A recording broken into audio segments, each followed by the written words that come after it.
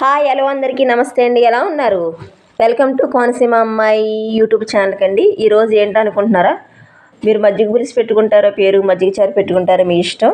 కానీ వేసవికాలంలో తప్పనిసరిగా తీసుకోవాల్సింది మజ్జిగే కదా.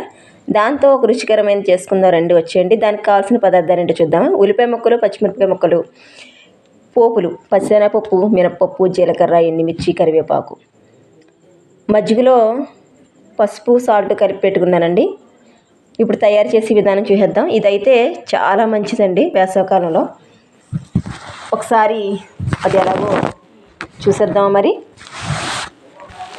పోపు వేయడానికి ముందుగా గ్యాస్ మీద ఒక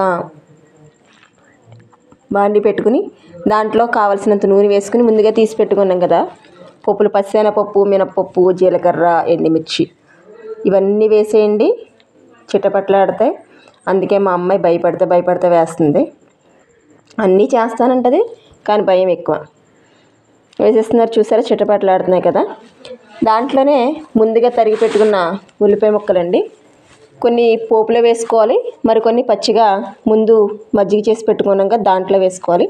అందుకోసం కొన్ని ఉల్లిపాయ ముక్కలు, కొన్ని పచ్చిమిర్చి ముక్కలు వేసుకోవడం జరిగింది. తర్వాత కరివేపాకు, ఇవన్నీ వేసిన తర్వాత పోపు కొంచెం మాడినట్టు రావాలి. ఈలోపు ముందుగా తీసి పెట్టుకున్న మజ్జిగలో కరివేపాకు వేసుకుని ముందు కోసుకున్న ఉల్లిపాయ ముక్కల్లో కొన్ని ఉల్లిపాయ ముక్కలు, పచ్చిమిర్చి ముక్కలు ఉంచుకున్నాం కదా అవి కూడా మజ్జిగలో వేసేసుకుందామండి. కొన్ని పోపులోకి, కొన్ని అలా పచ్చిగా మజ్జిగలోకి వేసుకుంటే చాలా బాగుంటుందండి. దీనికి మీరు ఏదైనా పెట్టుకోండి పేరు, మజ్జిగ పులుసు అని, మజ్జిగ చారు అని. మేమైతే మజ్జిగ పులుసు అంటాము. మరి మీరు ఎలా పెట్టుకుంటారో పేరు మీ ఇష్టం. కానీ తప్పనిసరిగా ఈ విధానంలో అయితే చేసి చూడండి ఒకసారి, మీకే తెలుస్తుంది. కరివేపాకు, ఉల్లిపాయ ముక్కలు, పచ్చిమిర్చి అన్నీ వేసిన తర్వాత బాగా కలుపుకున్న తర్వాత ముందు ఆల్రెడీ పోపు పెట్టుకున్నాం కదా ఆ పోపు అనేది వేసేయండి. చూసారా, ఫైనల్లీ మజ్జిగ పులుసు అయితే రెడీ అయిపోయింది. ఒకసారి మీరు కూడా రెడీ చేసేయండి. థ్యాంక్ యూ అండి. బాయ్.